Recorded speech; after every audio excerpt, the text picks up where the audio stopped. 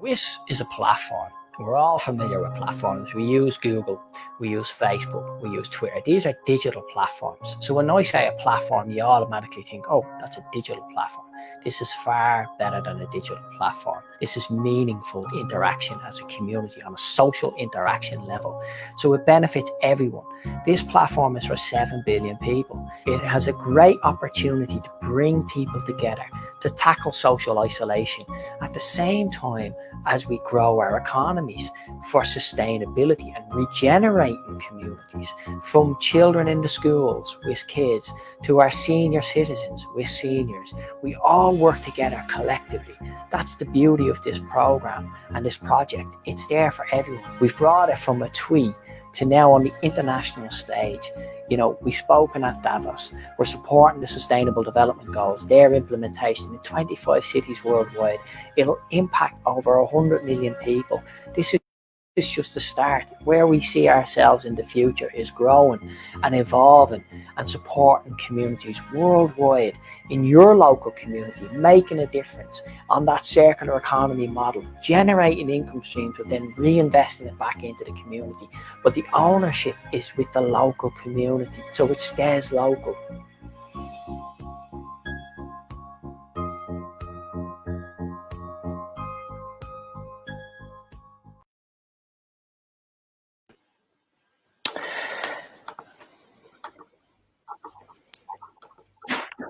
So hello everyone, Gareth Presh, founder of the World Health Innovation Summit, and I'm absolutely delighted to host today's WHIS Talks, where we're going to be talking about sustainable investment and in business for the future, particularly in this era of COVID-19. I think we need to look forward, and the SDGs provide that roadmap. I'm joined by a panel of experts today, and let's start with a very quick and short introduction. Patrick, can you give us a short introduction? Tell us who you are and where you're signed in from today. Yeah, first of all, thank you very much giving the opportunity to attend to this panel. Very happy and very honored. Thank you. I'm working for the last 35 years in the bank industry. Basically, I've been working in the trade and finance for 8 years, and then in private bank between UBS and Julius Baer. 1/3 of my life has been spent with the Turkish client because I'm taking care of managing assets of Turkish people.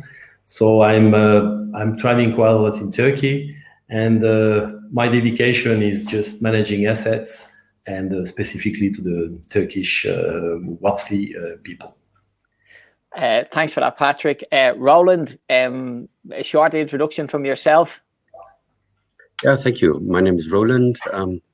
I'm with the UNGSI Foundation now, but 35 years ago I started the Innovatio Publishing House, as I'm a fifth-generation journalist, and so going back to 1848 when my grandfather started the Trompeter of Säckingen, and in my family we know very well that information matters, and that sometimes it can come with a high price. So it is all about getting transparency and correct information out to the public. That's what we need. Absolutely, particularly in this time of misinformation and building trust in the community. Alexander, you're joining us from Germany and Stuttgart Stock Exchange. Please tell us a little bit about what you do.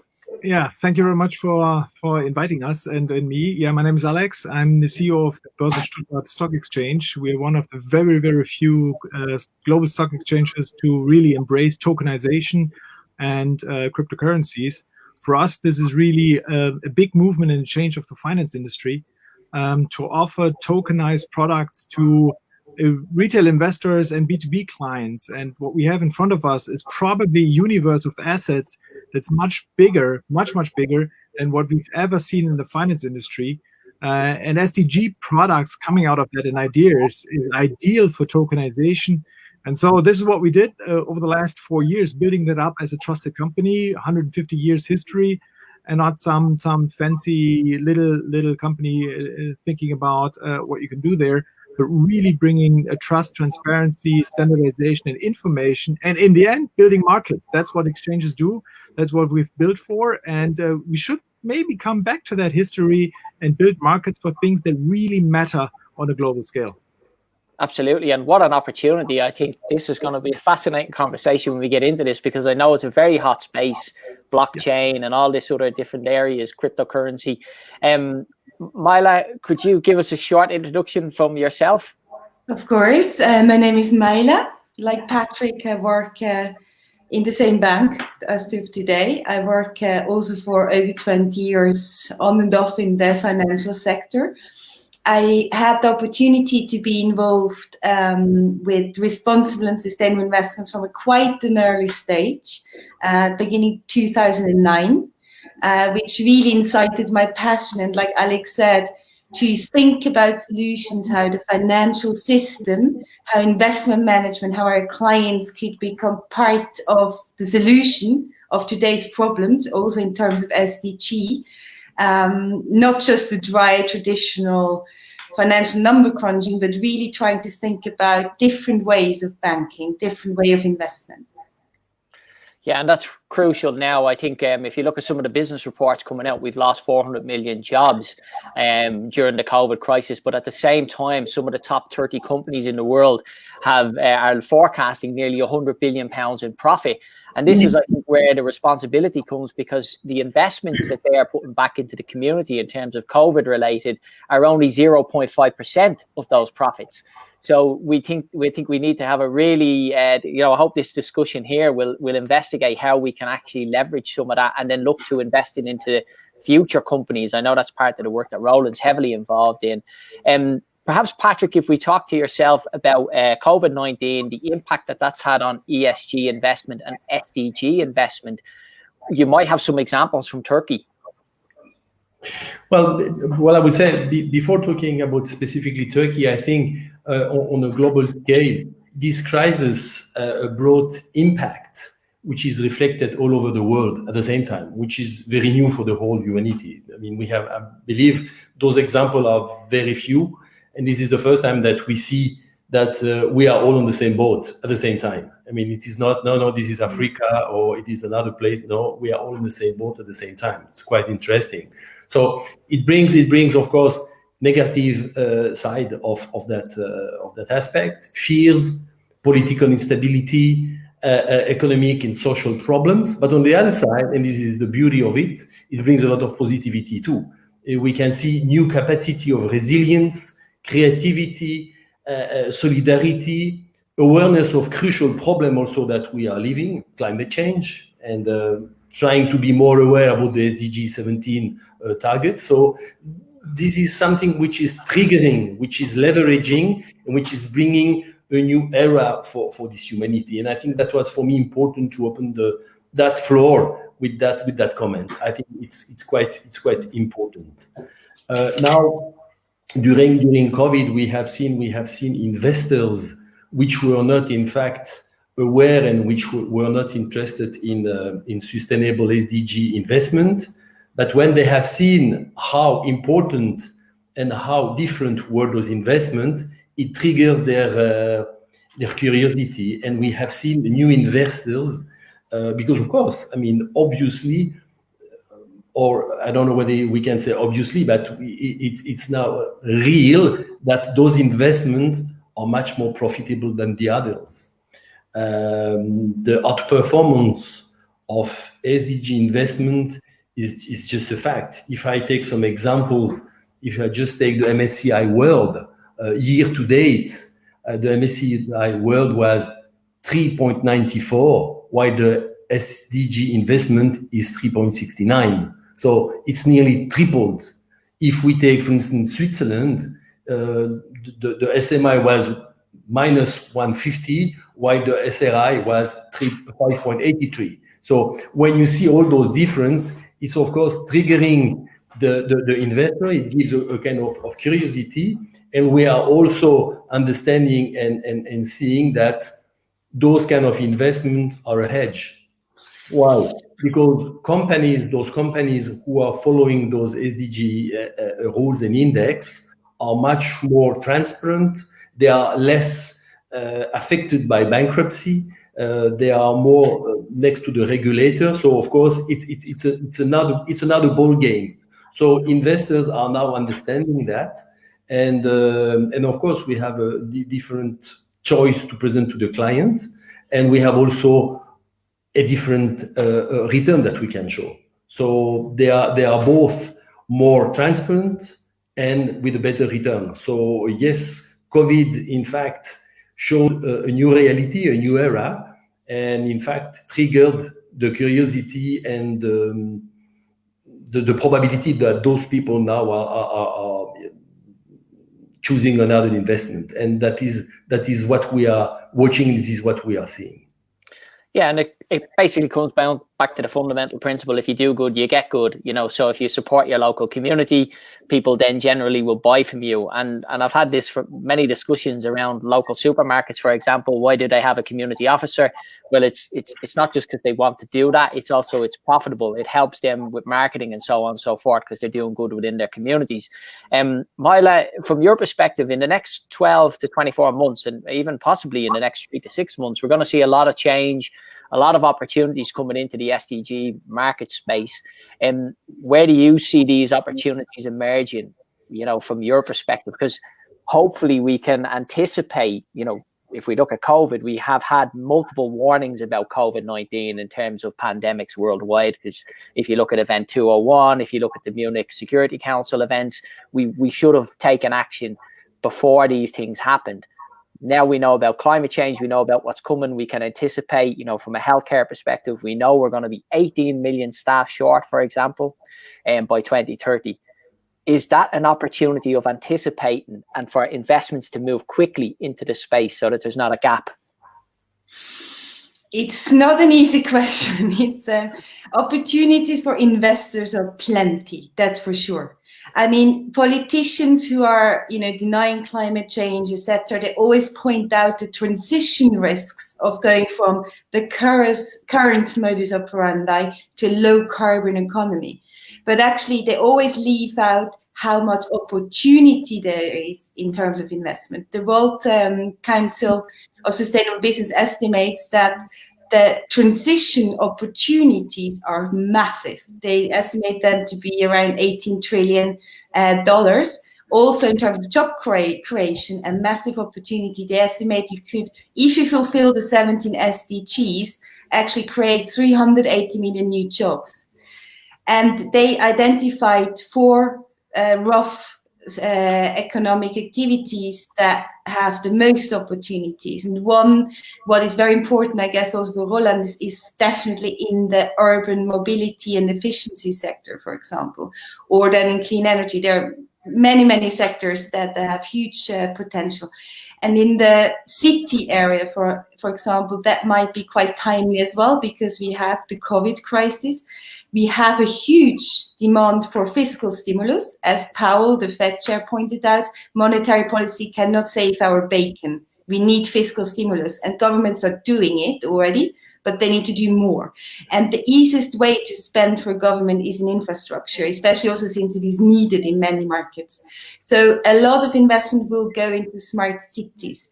So companies that can benefit from that, let's say, companies that bring down water waste, because that's a massive issue for many large metropolises like Manila has. From the water cleaning facility to the households and businesses, they lose 68% of water in the pipes. And it's not just developing cities, it's London has 25%. Istanbul, actually, mentioning Turkey, is a good example of a city that did a lot and brought it down from 50 to 24%. And there are a lot of companies involved in that, how to do it. Like Tokyo employs a lot of technology. They brought the water waste down to 3%. Then also in the mobility area, there is a lot of interesting investments. What we've seen as well as a current example, because the market bets that Biden wins for the moment and Trump goes, we've seen a huge surge in investor interest and money going into clean energy. Like, for example, the solar ETF went up 50% since Biden is clean energy. Wind energy ETF also outperforms S&P 500 to a lesser extent than solar, but also massively. So we have plenty of ideas. It's more about educating clients about it. And ESG, 12 to 24 months is not so, it's probably a bit short in a way. I would say you have to apply SDG considerations and environmental, social, and governance consideration across the whole portfolio as a risk mitigation approach in itself. So even if you're not interested in the ethical implication or saving the planet or anything like that, every rational investor has accepted his common sense to take these factors into consideration, because at the end of the day, only 30% of value of assets value is actually explicable with purely financial metrics. The whole rest, 70%, is intangible values. And a lot of this intangible value can be captured by considering ESG factors and with that SDG goals. So there is plenty of incentive for the whole financial system. Also, regulation goes in that direction. And we know when regulation goes somewhere, there is one way of travel. You can't go against it. So for me, it's pretty, it's pretty obvious. You have to. There's no way. But it has to be made clear. It has to be educated. It has to be communicated the right way. And that's where we're lacking sometimes. The buzzword like climate change don't do the job. You have to tell people, if you're not a climate scientist, what does it tell you that the 2.5 to 3% rise in temperature is really a disaster? You have to give concrete examples. You can tell the people, like, we live at 1 more degree already in comparison to pre-industrialization levels. And already we have massive wildfires, much more storms, much more frequent, much more heavy, droughts, floods, etc. So exponentially imagine the world with 2-3% more. Or tell them that stable climate is the precondition for civilization. And we know that from the past. Nomads were not nomads by choice. It was because of volatile climate. So until 10,000 before Christ, no one could settle properly. We could only build where we are now because the climate was stable, and we go back to volatile. Things like that. I just think we need to make it more tangible for the individual to align their interest. Absolutely. And this is also, I think Roland wants to come in there. Go ahead, Roland. Just want to add one thing, because usually there's a big tendency to bash politicians. But as you said, Myla, very right, that it's all about getting the frame for secure investment. And it is still too little known that as of March next year, the regulatory body expects from everybody who is managing other people's assets in Europe that they have to disclose no longer how they are doing it, but whether it is in line with sustainable principles, yes or no. This is the biggest game changer we can imagine, because up till now, everybody got away if they would have said, oh, I have a green fund, and if this green fund is 5 million, nobody would even bother. And with the rest of their 99.9 investment, they would be still in disastrous investment. Now, as of March 2021, every single bank, every single insurance, everybody who is managing other people's money has to disclose, is this investment in line with sustainability? I would have hoped, is it in line with the SDGs? But starting with SDG 13, climate is already a big beginning. And that makes a big difference. And politicians are not getting any applause for that. And that is why I really like what Myla said. Now they gave us this ground, and it's up to the banks, the insurances, to now get going.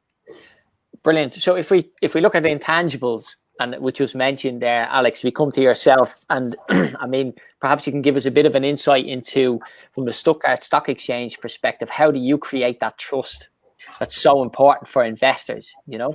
I think, I'll do it in a second, but let me comment on two things on there. I think this, what Myla said, is absolutely crucial, but what Roland says is actually supporting that tremendously, because unfortunately, a lot of people move when it hurts their purse. I have to say, and what we expect and what we see in the first discussions in the classical finance world is that we will see a time that you only get money when you are ESG or SDG supporting, or at least aligned, or your company is set up like this, and otherwise you won't get access to funds. And this is, in the end, the biggest way to, let's say, to convince everybody to jump onto that, because otherwise they will be pushed out of the market. And the same is true also when we look at what positive, allow me to say, if at all, positive things came out of the COVID crisis. I mean, now the companies see that digital, as we have it today, digital meetings are not the big problem that have always been before over a decade, when everybody was totally against this. And all of a sudden it works. And we see that it has directly an environmental impact. So I think that there's, even not only from a positive sense, you can see, let's say, getting access to very, very interesting products for future growth. It's also a defense case, because otherwise I won't get access to funds. And the nice byproduct is that we actually, because of the new behavior, new work, how we see it coming, and there's even a talk already about a corona, let's say, age, like juveniles who grew up in that point in time, they will probably not even want to travel like we did, or like the generation before us did.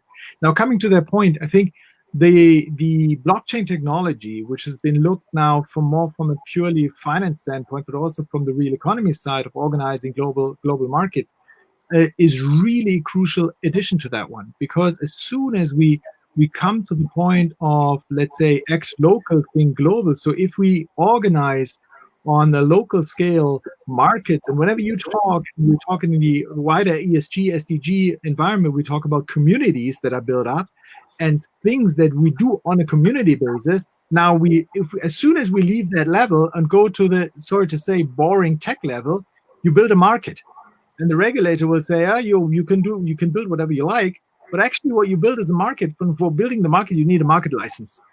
And this is something where really we as exchange operators need to rethink how we operate and what we operate. Currently, we operate what we have and we sell what we have. We should be selling what really is needed. So for us, it was really seeing, okay, we should not focus on the finance industry. We should focus on the possibility to tokenize whatever will be tokenized in the future and build an ecosystem to be able to offer that, but with the same mechanics of a classical exchange. So with the rule set, with the transparency, with the standardization. Now, in our case, in Germany, under the German rule book, so that if you want to invest into something there, you perfectly know it goes the same regulated, standardized route as you've seen it before. But tokenization allows us even more, because it allows us fractionalization. And that means you don't have to be super rich to invest into that. It can be a euro that we invest. It can be like a fraction, a tiny fraction. And with this, we can even make SDG investment or ESG investment really something of a mass market phenomenon. And not only like the big investors now coming to the show and saying, yeah, we will invest into the space. It's really like you and me and everybody in the street really can work with this, invest into this, invest into their local environments and their local initiatives, but they're connected over a global market. So I can even invest into similar projects that are maybe totally around the globe. And this is where we come in and say, okay, we need to think what are we doing best? We're organizing markets. That in the end was what we do. So let's take this and open up for that. And Alex, that is in many respects, I think, what Roland's been doing, what myself is, from the platform I explained, what the WHIS platform is. It's a platform for 7 billion people. And the whole methodology and model is about taking that local into local communities. And then basically they can self-finance the programs themselves, which creates the jobs off the back of that. Correct. Right? Which then creates a circular economy, which then they know by investing in this company, they get that return back. And it's a win-win because you're improving. And also you talked about the need. We know there's such a huge need in health. And also it's a massive opportunity, which I've discussed with Roland and with colleagues for many years as part of our plan. You can create millions, literally millions of new jobs from a sick care model, which is what we currently have, to a healthcare model, which is SDG 3, good health and well-being. So that's the opportunity. Roland, you talk about you're a publisher, you're involved the Trust Meltdown books. How can the SDGs make a difference? Well, I think Myla pointed at the Achillesferse. I don't know how it's called in English. a main point. When I still had hair, which is long ago, and I was trying to get more grounded, so I decided to study economics. And the professor in accounting, he told us that if you read the financial report of any company, especially of those who are stock listed, if these reports are done in a good way, you get 70% of the value of the company. If the accounting is done in a crappy way, you get 40%. And I was sitting there, 20 years old, and I said, what is he talking about? Why am I even getting bothered in a subject where 30% is missing, if all is good? I come from music. If I play the Moonlight Sonata and I skip every second bar or every third bar, or I only play the right hand and I leave my left hand at home, they would kick me out. But when it comes to business, it seems to be fine. So I looked at that for 2 years. After 2 years, I had enough. I studied philosophy, but I stayed in this field, right? So we work a lot with banks, with companies, trying to help their reputation. And as we all remember, later on in 2008, when we had for the second time this crash, we had the first time in 2001, when people were trying to tell us, you don't need, as a company, you don't need to have clients, you don't need to have any revenues, but we declare the value of your company already as 1 billion or 2, and that didn't hold for quite long. And then in 2008, we all found out that, you declare something even with a term of subprime. Now, if you have studied philosophy, you would find out in a second there is no such thing like subprime. You are either prime or you are sub, but you can't be subprime. It's a contradiction in itself. And we know all the consequences. And Kofi Annan, who was back then no longer the Secretary General, so he was able to speak out a little bit clearer. He was sitting on the board of HSBC, and he says he's going to hold the finance sector accountable until the time that they have paid every single penny back to those who lost their money. And I thought, that's cool. Let's join Kofi. And we published every year the Trust Meltdown book. And we launched it in Davos at the SDG lab. And you can see this is the 10th edition. So we did this for 10 years. And I stopped actually a year ago when Kofi Annan died, not because he died, but because my impression and our data showed me that the likes like Deutsche Bank or the others, even 10 years later, the willingness to listen, to understand, to explain what our friends now from Julius Baer are explaining is not really there. So we have to move into a different set of data, a different set of transparency, and a more holistic approach, because these intangibles, or what is declared as intangibles, it's only, I think, for accountants that they think this is intangible. For my grandma, it is super tangible, whether a company is offering a product which lasts not only for 3 months, but for 1 year or for 2 years or for 10 years. Now, what is declared and framed as intangible is actually the core of us human beings working together. And that is why I'm so grateful that an entity like the Stuttgart Stock Exchange took the challenge, I don't want to say the risk, but it was still a challenge to move into this new field called block exchange, tokenization, et cetera, because, it came with a risk. But making this possible for the rest of the world means a lot. You were addressing the theme of COVID-19. And yes, it is a challenge, but we are talking about it from a very comfortable point of view. I'm sitting here in Switzerland and, what are my problems? But I can tell you the majority of the world is not sitting in Switzerland. They cannot even define what we would call social distancing, because can you please explain to somebody who's living in a township what social distancing should be? No, it's ridiculous. And this whole experience over the last 8-9 months should lead to a different way of thinking together. And for that, it is so important having an entity willing to think out of the box and offering solutions for those who are living in Asia, who are living in Africa, and have different access to markets. And we can no longer continue by saying, well, bad luck.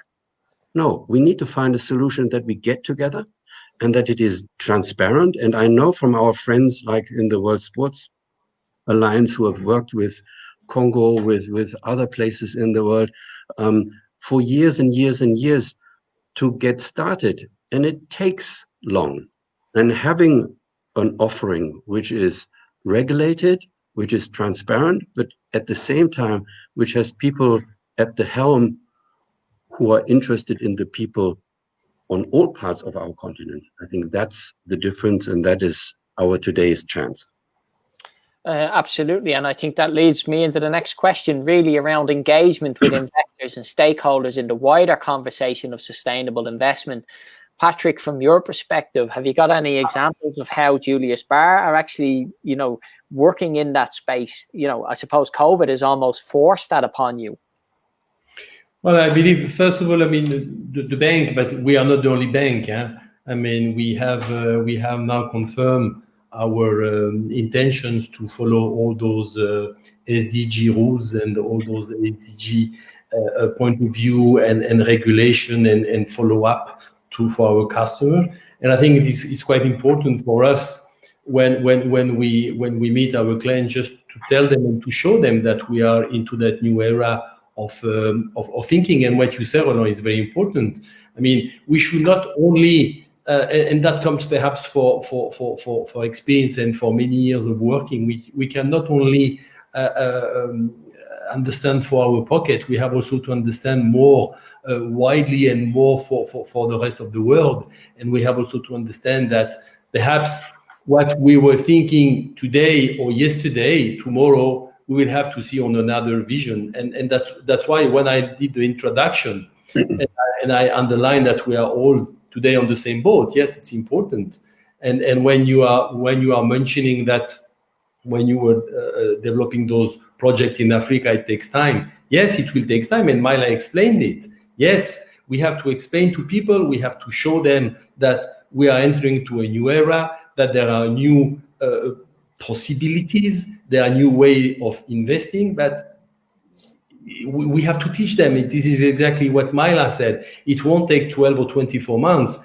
Why we are now discussing about a target of 2030? Because it will take time. We are not changing overnight, and people needs to more understand where we are and what will be the impact on our children, on our grandchildren. And this is where it will really make the impact, because we all have the same problem.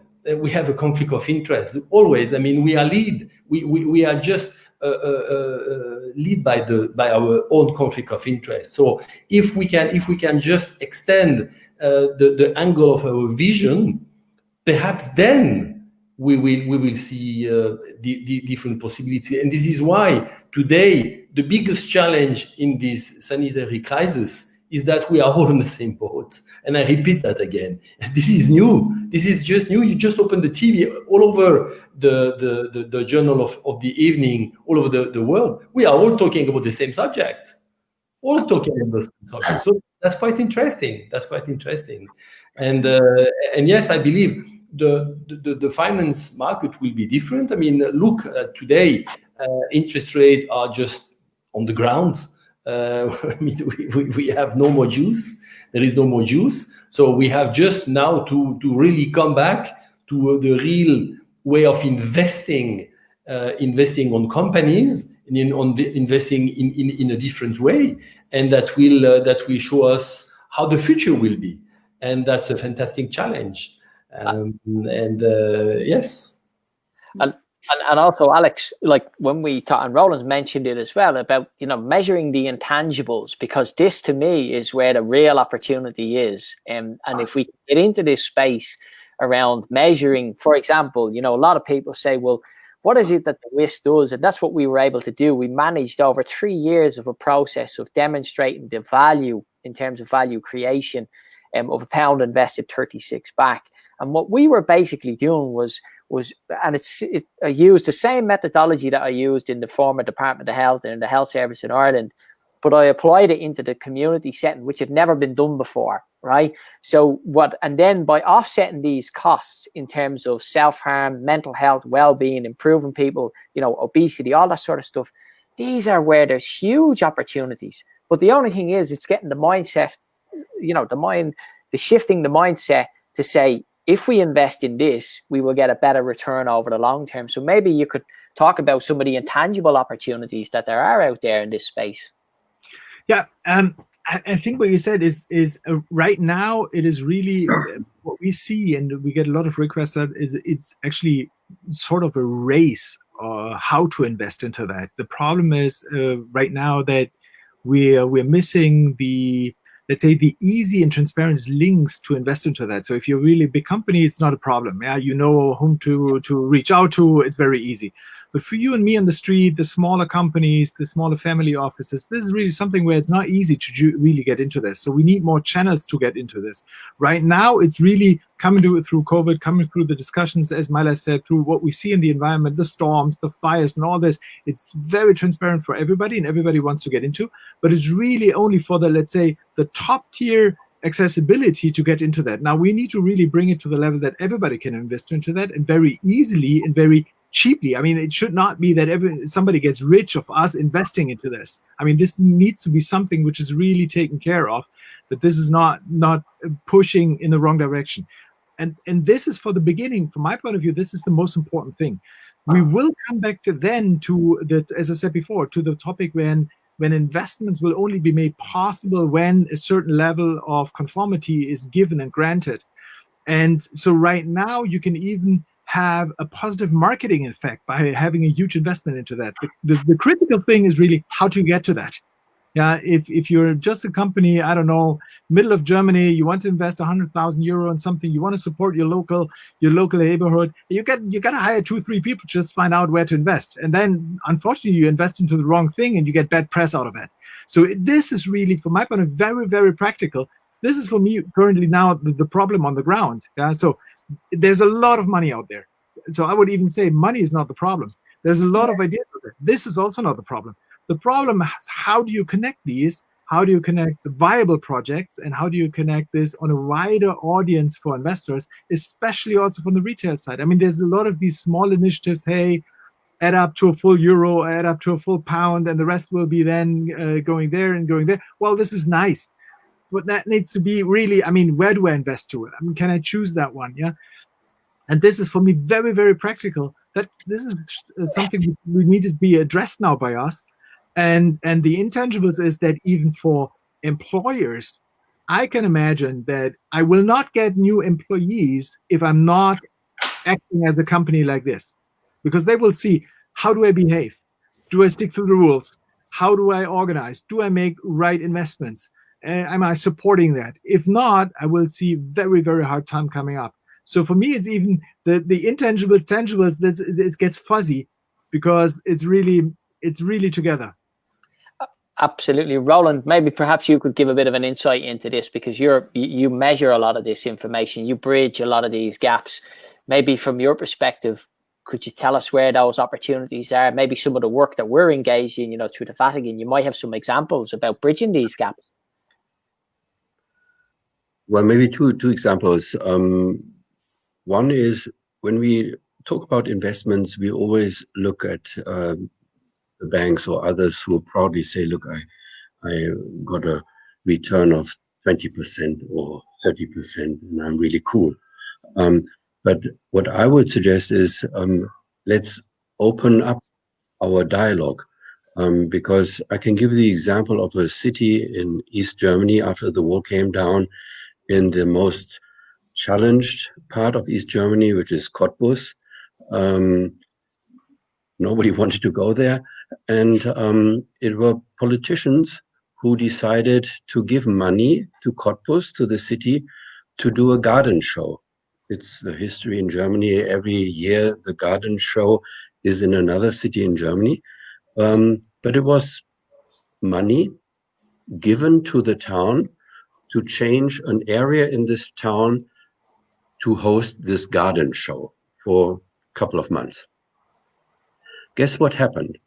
From this investment of 1, within the next 2 years, this triggered additional investment of 7. So it's not 20% or 30% growth. No, they multiplied it by 7 through private sector. And a city which was perceived as ugly, as, you know, people were leaving. They used to have, I think, 120,000, and it was predicted it would go down to 70,000.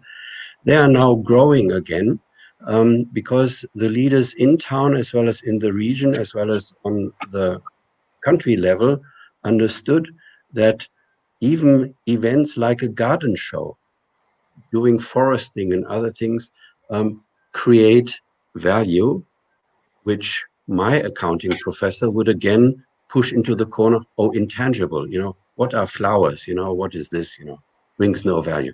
No, it made a difference. Now, moving forward, as you said, what are we doing with our cities? We are planting trees in every city. Together with the 1 trillion tree initiative, which we were discussing at the SDG Champions Conference a month ago, we have these initiatives like with Lenka in Slovakia, in different countries in the world, where people get engaged and realize, let's do our own tree planting. That's great. But how about we do this together? So Vatican started for the 5th anniversary of Laudato Si to say, well, we can have forests in cities where you no longer have forests. Not only because of climate, but because we know walking in a forest is good for our mental health. It is good for us as human beings being able to walk for 30 minutes in a forest. And if we are now moving and taking this to the next level and say, well, if my daughters can plant the trees, maybe those who are left behind, who are unemployed, who no longer see a perspective for their lives, maybe they can plant these more trees, which will be the forests in each of these cities. And we create not only a perspective, but moving it to stock exchanges, moving it to carbon credits. We can even be able to tokenize these trees and turn it into a good business. So we go full circle by doing something, A, for the city, for the feel-good factor, for health, but then at the same time for everybody who helped planting these trees, that they can not make a living, but they can start changing their lives by earning. Each day they plant trees, they get paid, and they know if these trees are growing and they can provide carbon credits, they will get paid 2 years, 3 years, 4 years later, again, in case we are able to tokenize these trees. Absolutely. And the other side of that, Roland, is when you're planting trees, you know, you have air pollution, the leaves absorb the molecules, which then, of course, offsets cancers, which has a benefit for the city's budget in terms of having to provide the care. So these are the intangibles that Alex is talking about that we've been discussing. Mila, I wanted to come to you next and really just talk about that experience that, you know, we're talking about when Alex was talking about how do you measure that experience. And I also want to just talk about Roland's example of the garden centre, because some of the things that I've been involved in the past are around charitable organisations who raise a lot of money for hospitals. Okay, we're all aware of this, you know, the cancer treatment centres, all this sort of stuff.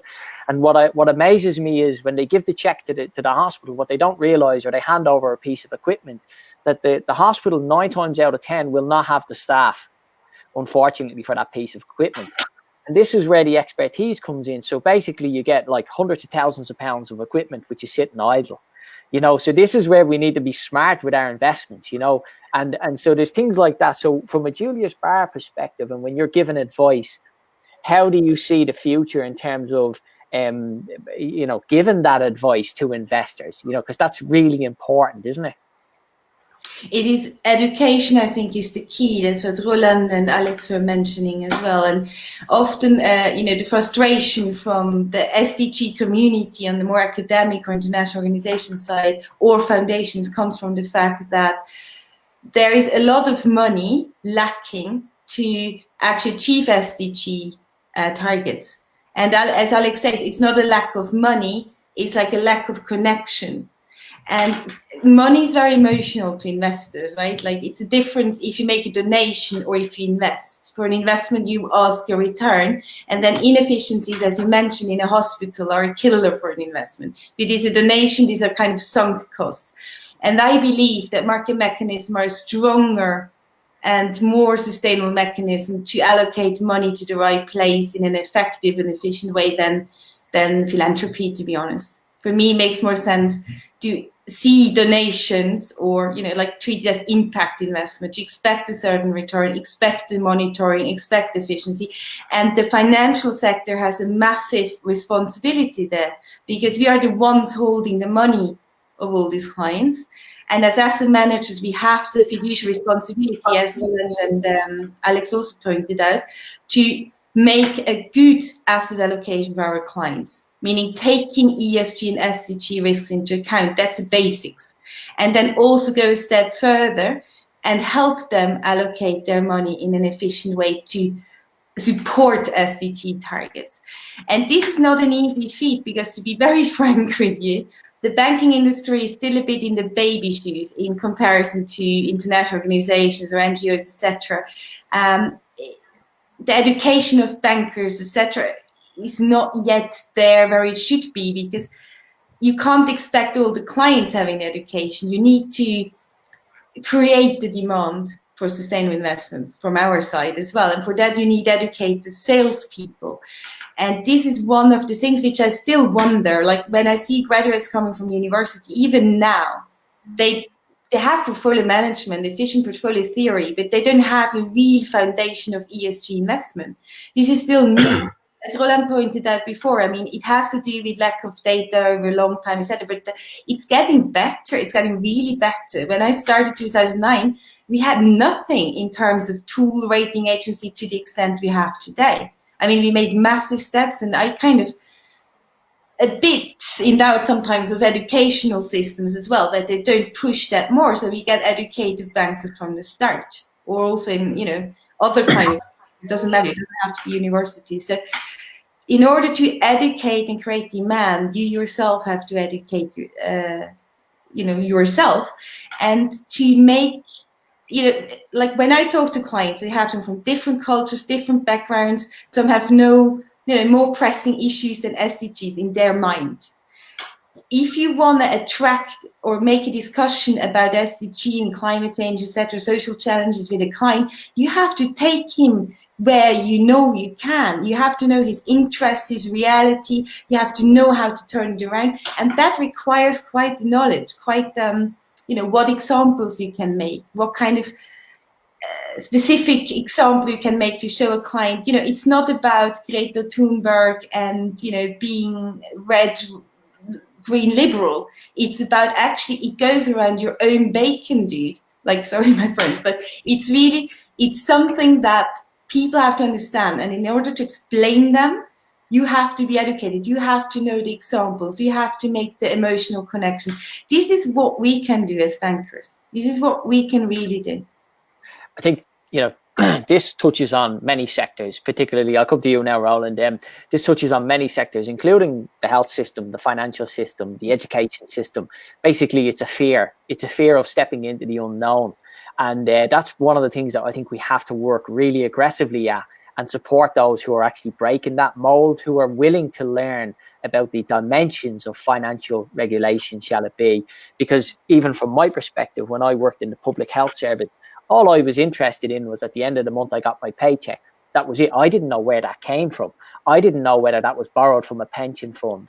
I didn't realize that pension fund, my pension fund, was being used in tobacco, for example, which is the health service, So these are all the things where you have to learn and educate yourself.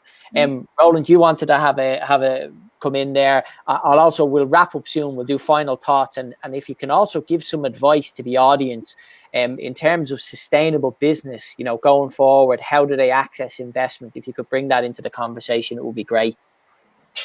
Well, I would like to add, aside of education, it's as well leadership. I'm since 35 years an entrepreneur, so I'm dealing with banks. I have to.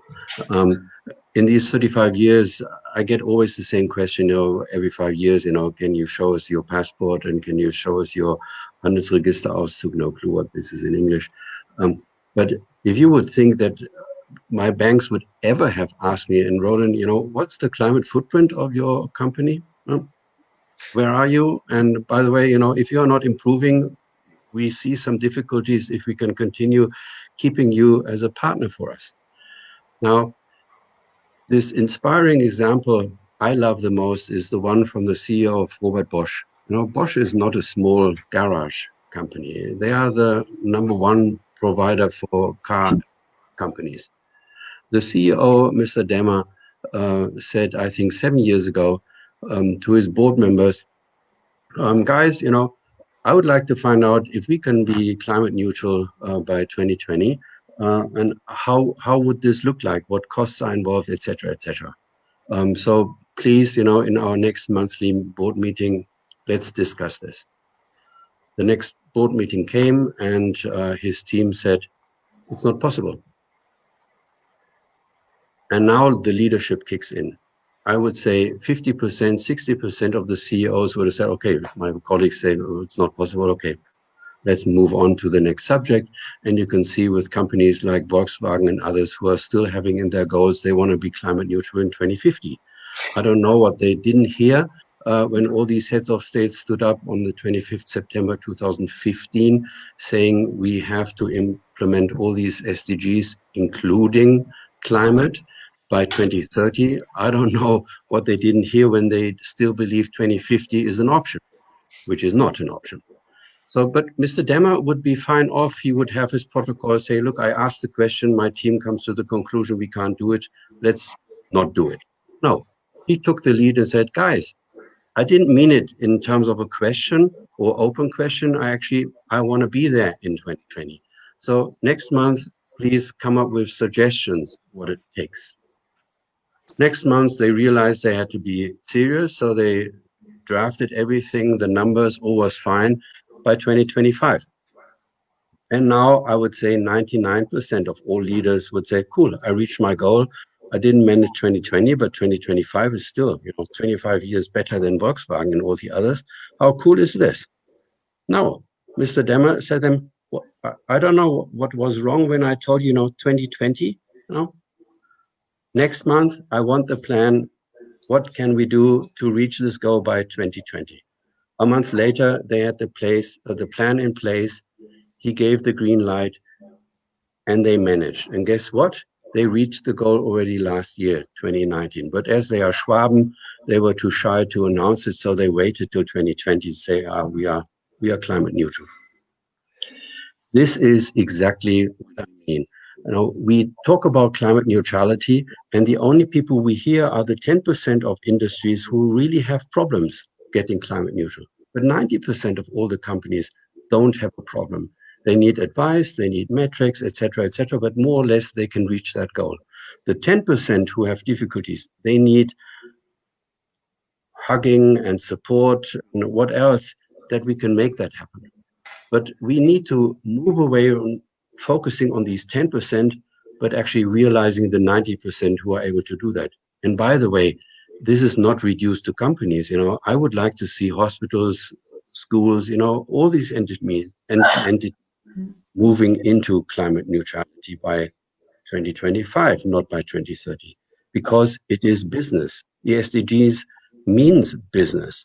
And as Alex and Myla said, the money is not the question. We know from our previous debates, we have Faith Invest, we have all these partners who are looking for concrete projects where they can put their money because they are already dedicated to do so.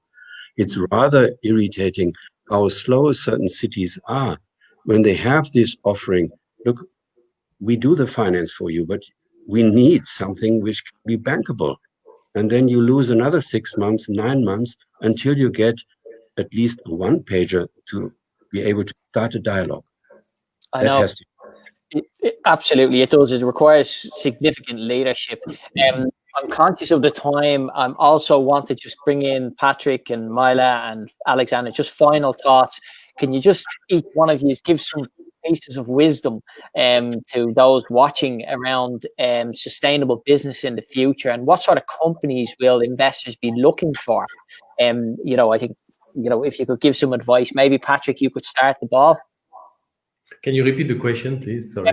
Just some advice to some people who are listening in terms of companies they want to raise investment, and what is it that investors will be looking for in the future in terms of putting their money? So if you have a bit of advice for some of the businesses out there that are listening to this, what should they be aiming for from their perspective before they go to try and raise this money? Well, I believe, first of all, we are in a very quick-moving market, and we are in a very quick-moving new companies. I was just listening a trader and a researcher this morning, and he was saying that during the COVID, there are few companies who are developing new items. He was talking about a bicycle which you are using and interacting with friends during COVID, and that certainly this company is moving up like amazing. So I mean, we are in such a moving market now, in such a moving system and time that I wouldn't say it's so easy to focus on specific companies, but I think Myla would most probably give you more information on that. But I would say yes. Giving the fact that we can just follow the SDG rule today, I would definitely focus myself and inform my client, try to follow those companies which have an added value and could definitely give an upside on the profit. Myla, that's your call. You've been pushed forward with some very intriguing, shall we say, some advice and some wisdom. Can you share with those listening? The thing is, I'm not giving you names for just to be on the safe side, on the compliance side, but I mean, one-to-one, I gladly do that. But what I would advise clients is not to just spot one opportunity in terms of the SDG, but to take a more holistic approach when they set up a portfolio. If they have an existing one, to review it and have a look how they are invested. Like Roland said, many large companies who have amazing policies already in place and are really acting on CO2 emission reduction, on the social plans, etc. There are also, further, you can basically implement or integrate ESG to risk mitigate, but you can also go further than that, really towards sustainable investment with investment approaches like impact investment. They really try to give money, allocate money to small companies, for example, through private equity or private debt, who don't have easy access to capital on the market. The listed companies, they don't care much about being excluded or not allocated capital. They can refinance easily on the market, but the small ones cannot. So there you can really make an impact for them to function, for their business to take off. So this is a super interesting sphere. And what is also on bigger companies, what is very interesting is engagement or proxy voting. That is not offered everywhere. This is something that Roland probably knows a lot about that. It's basically when shareholders engage with their companies they invested and have large packages, also in collective scheme, like the UNPRI offers something like that. You have private companies doing that. A lot of huge asset managers are doing that as well. For example, a good example is BlackRock with Larry Fink, with his letter to the CEOs across sectors, pointing out, hey guys, they have an issue on the climate risk side. We want that to be addressed. BlackRock is the largest shareholder with its ETFs, etc., etc. So engagement is a very promising way to also move companies in the right direction and your stocks at the same time. That's what Roland was mentioning as well. Engagement is promising, can have an impact. And it seems this is one of the most impactful ways to make a difference and to make companies act differently. So a holistic approach to first look at what you have, look where you have laggers, where you have leaders, what themes are important to you, how far do you want to go in terms of impact? Do you just want to do well financially, just ESG risk mitigation, or do you want to make a difference? And then we help you allocate the money there. Thanks very much for that, Myla. Alex, final word to you. Very shortly, because it's probably a lot that you can actually say. Just as we had it, focus on the leader right now. Up until you have a very efficient and easy way to invest, let's say on a broader basis, look for the right leader. You will perfectly find out whether the company is really up to it, and look for the leader. If he's doing that, probably the company is doing that. Otherwise, it's just a marketing show. And up until we have really the instruments and the efficiency in the market to easily access that, that's for me the easiest way. It's not really easy, but it's the easiest way to find out where the right direction will be. And the rest, as the other said. Well, look, thanks everyone for your sharing your experiences here, Patrick, Roland, Alex, and Myla. This has been a fantastic WHIS Talks, and this will be available on YouTube, Facebook, and also on our podcast over the next couple of weeks. So thanks for everyone tuning in. If you have any questions, you want to get in touch with us, we'll put all the links up. WHIS.uk is our website, ungsii.org, Julius Barra, and I'm sure they can find Alex on the Stuttgart Stock Exchange. So from all of us here, thanks for joining. We'll have a further conversation over the next couple of weeks, and I'm very much looking forward to implementing the SDGs with all our colleagues here over the next 2030 over the agenda. So thanks very much, everyone. Bye. Thank you. Bye.